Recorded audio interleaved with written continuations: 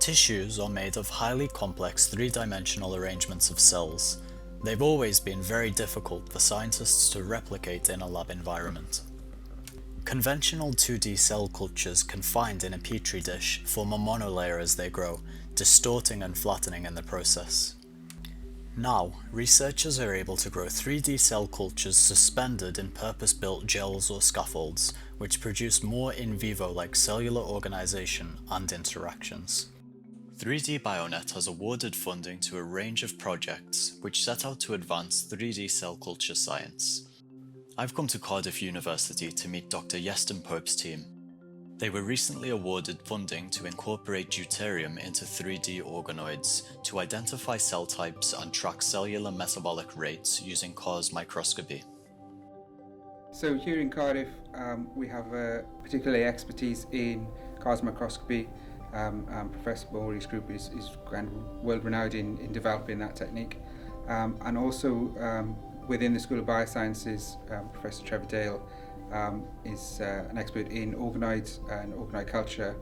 And so we're uniquely kind of placed to have both technologies on the same floor, and we get a constant interaction between everybody. I'm Pete Watson. I'm based here in the School of Biosciences here at Cardiff University, and what we're primarily interested in is the balance between designing a model for cancer therapy and for drug therapy, but moving it away from a 2D environment into a three-dimensional environment that better represents the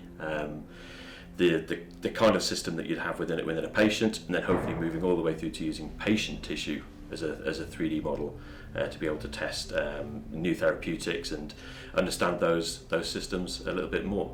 So what we're primarily interested in is using non-invasive imaging techniques, so moving away from fluorescent molecules and using novel microscope technology to understand how three-dimensional structures organize themselves and how different cell types are able to structure themselves within complex biological environments.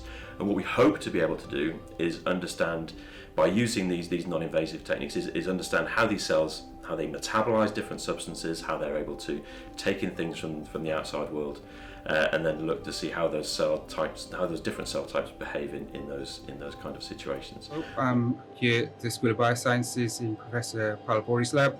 And so here we're interested in developing Car's microscopy as a technique for looking at organoids and spheroids. So the way Car's works is it looks at the vibrations of the molecules within the cells.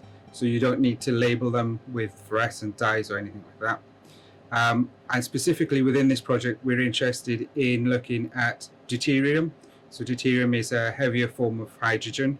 It's got an extra neutron, and that shifts its Car's resonance into a region which doesn't have any other resonances. So that allows us to distinctly pick out cells that have been treated with deuterium from other cells within a population.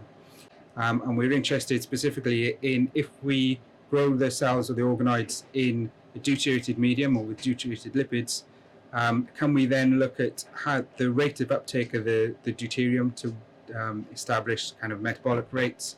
Can we distinguish different types of cells within the organoids based on their metabolic rates?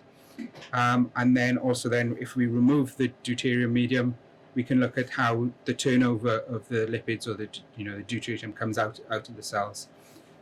So one of the reasons why this might be useful is, you can imagine if you you grow populations of cells in a deuterated media, and then you could then seed those cells, if we think of cancer cells being seeded into a tissue, you could then follow the migration of these cells as they sort of work their way into the tissue to form metastatic sites. But you don't need to label them with a fluorescence or any other dye. You can just simply look at their chemical structure.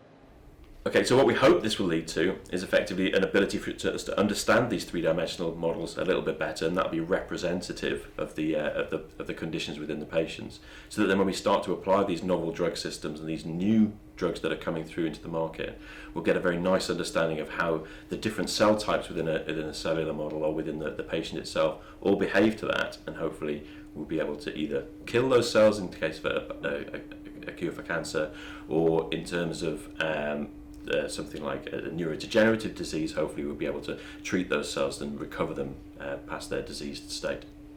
projects like this are nice in that they bring in the different expertise from different areas, and kind of they promote these techniques that wouldn't be possible otherwise. So these vibrational techniques wouldn't be operational by biologists alone, and similarly the application to 3D cell systems like in these projects wouldn't be possible with physicists alone. Because of the 3D nature of the project, so the previous work which I did worked on 2D cell systems, but now that this is being expanded to 3D cell systems, the expertise from both sides is sort of more relevant and necessary than ever, really, because obviously cells behave very differently, and they're a lot more unpredictable and difficult to control in 3D systems, and therefore inputs from biologists are obviously essential and experts in these kind of fields. Okay, so in this image we have a picture of an organoid. So each one of these like blue circles is actually a cell, and what we've done is we've taken a series of hyperspectral CARS images, and then we've processed those to make like a chemical map. So each color corresponds to a different type of chemical component. So in the blue, we're looking at the nucleus, and then the green is kind of the cytosol and the lipid content of the cell. And you can see that some of the cells have more lipids than others, and these would be the Golgi type cells within the cancer organoid. And in this video on the far left, we've taken a 3D Z-stack through the organoid. And we're looking at CARS, two-photon fluorescence, and second monic.